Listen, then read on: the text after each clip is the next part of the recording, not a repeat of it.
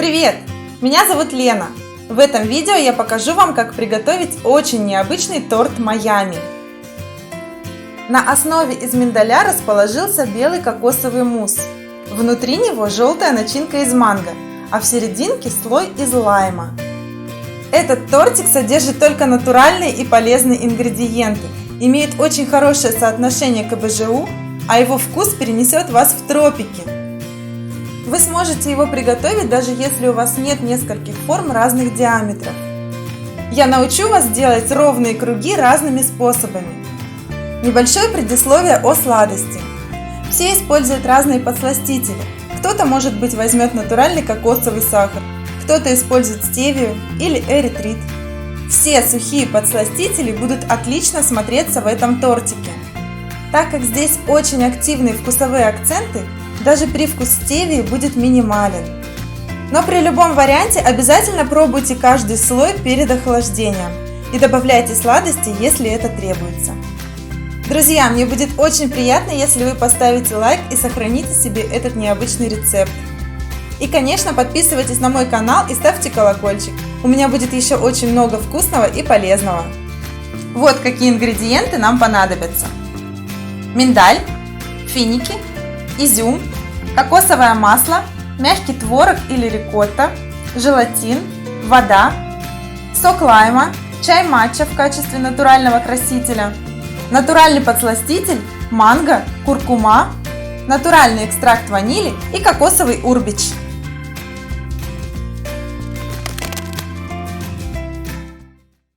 Для всего торта у меня будет разъемная форма с дном диаметром 18 см. Для желтого слоя из манго самодельная форма из фольги диаметром 15 см. Далее я покажу вам, как ее можно сделать. И для зеленого слоя будет кольцо диаметром 9 см. Если у вас нет кольца нужного диаметра, то можно использовать любой контейнер цилиндрической формы. Просто проложите его дно пищевой пленкой, а бока ацетатной лентой, и получится ровный цилиндр. Для основы нам понадобится 100 грамм миндаля, 50 грамм фиников и 35 грамм изюма. Сухофрукты заливаем кипятком. Миндаль измельчаем. Сливаем воду и очищаем финики от косточек. Кладем их в блендер, туда же отправляем изюм и 10 грамм кокосового масла. Измельчаем все это в единую массу, она не обязательно должна быть однородной. Сделать ровный корж можно с помощью дна от разъемной формы.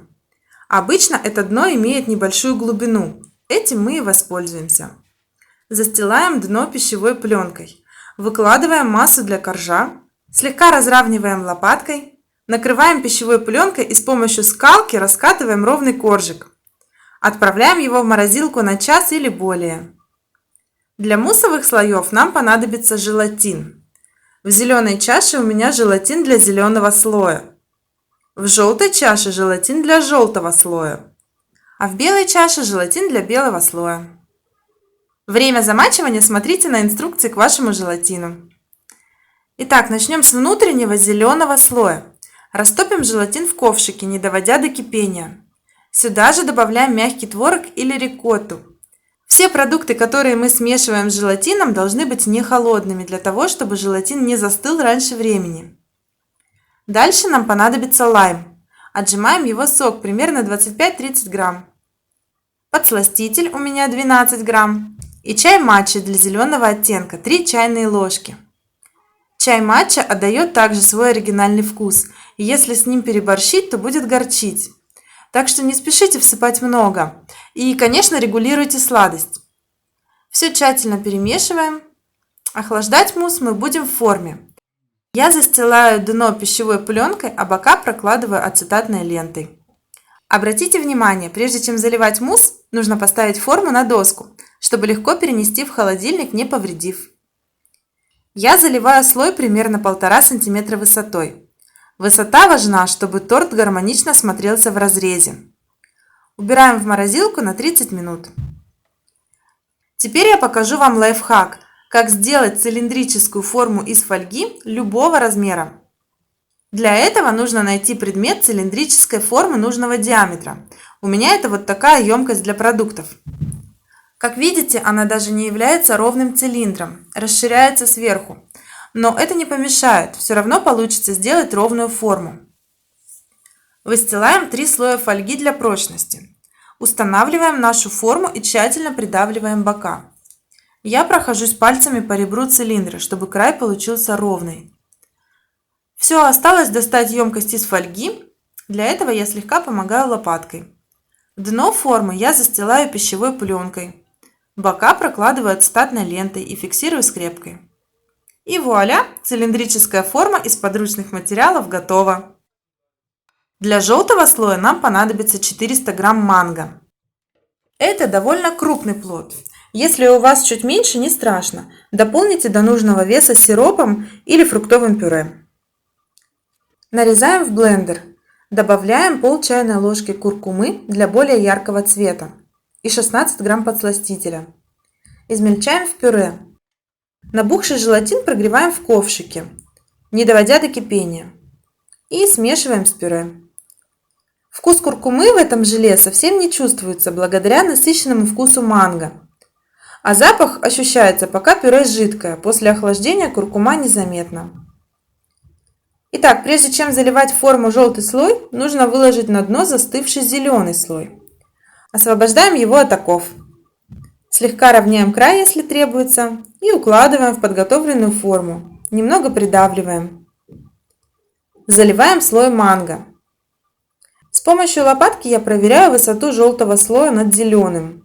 Для гармоничного разреза эта высота также должна быть 1,5 см. Отправляем в морозилку на 40-60 минут. И приступаем к приготовлению кокосового слоя. В ковшике соединяем замоченный желатин, 20 грамм кокосового масла, 40 грамм кокосового урбича и 1 чайную ложку ванили. И прогреваем до растворения желатина. Сюда же отправляем 17 грамм подсластителя и 700 грамм мягкого творога или рикотты. В подобных рецептах вы всегда можете заменить рикотту на мягкий творог и обратно. При этом важно учитывать, что жирность и калорийность обычно ниже у творога. Также творог имеет кислинку, а значит ему нужно чуть больше подсластителя. А рикотта обладает более мягким вкусом.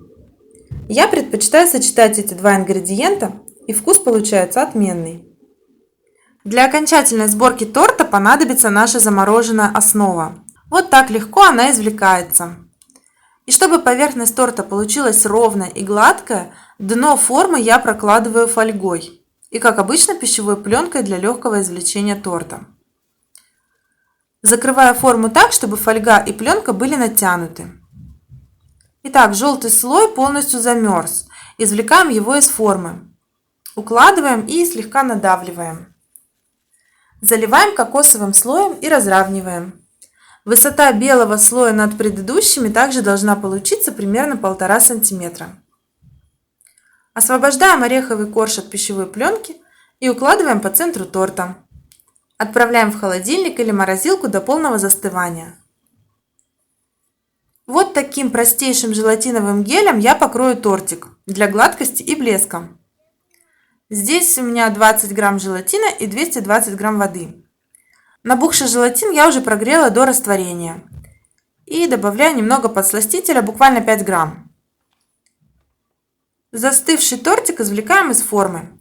Ставим его на решетку или на дно формы, возвышающееся над тарелкой. И заливаем прозрачной глазурью. Действовать надо быстро, так как глазурь сразу застывает.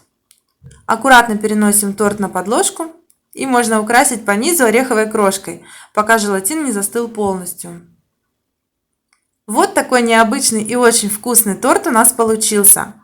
Лаймовый слой с ощутимой кислинкой, очень яркий по вкусу слой манго и потрясающий нежный кокосовый. Прекрасно сочетаются в этом торте и переносят вас прямиком в лето. Ставьте лайк и подписывайтесь на мой канал, чтобы не пропустить следующие видео. Пока!